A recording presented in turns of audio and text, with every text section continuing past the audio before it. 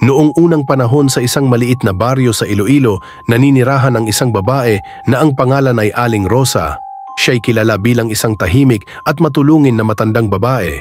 Ngunit sa kabila ng kanyang mabuting imahe, marami ang lihim na nagtataka kung bakit tila hindi siya tumatanda.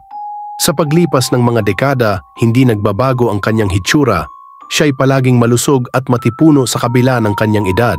Habang unti-unting kumakalat ang tsismis, nagsimulang mawalan ng tiwala ang mga tao kay Aling Rosa.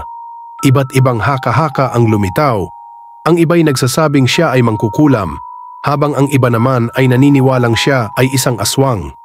Subalit walang may lakas ng loob upang harapin siya dahil sa takot at paggalang sa kanyang kabaitan. Isang gabi ng Biyernes Santo, kung kailan tahimik at malamig ang buong baryo, isang kakaibang pangyayari ang naganap. Si Mila, isang buntis na babae na malapit ng manganak, ay nakarinig ng kakaibang ingay mula sa bubungan ng kanilang bahay. Tik-tik, tik-tik, ang paulit-ulit na tunog na naririnig niya. Sa kaba agad niyang ginising ang kanyang asawa, si Andoy, upang tingnan kung ano ang nangyayari. Sumilip si Andoy sa bintana at nakita ang isang malaking itim na ibon na lumilipad-lipad sa ibabaw ng kanilang bahay. Agad niyang naalala ang mga kwento tungkol sa tiktik, ang halimaw na kasama ng aswang na nang-aakit ng mga buntis upang kuhanin ang kanilang sanggol.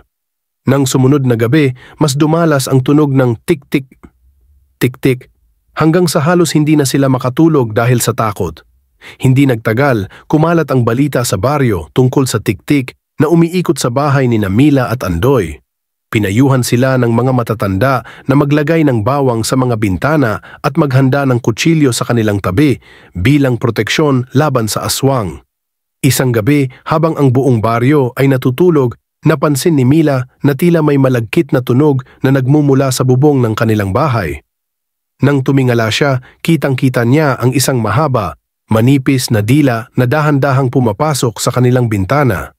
Nagsigaw si Mila sa takot at dali-daling tumakbo si Andoy, hawak ang kutsilyo.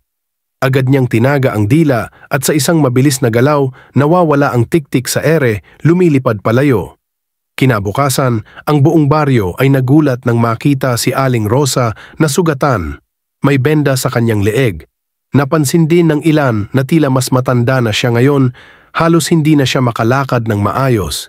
Ito'y naging patunay sa mga tao, si Aling Rosa ay isang aswang. Dahil sa takot at galit, napagkasunduan ng mga tao sa baryo na palayasin si Aling Rosa. Pinuntahan nila ang kanyang bahay at doon natuklasan ang iba't ibang kakaibang bagay.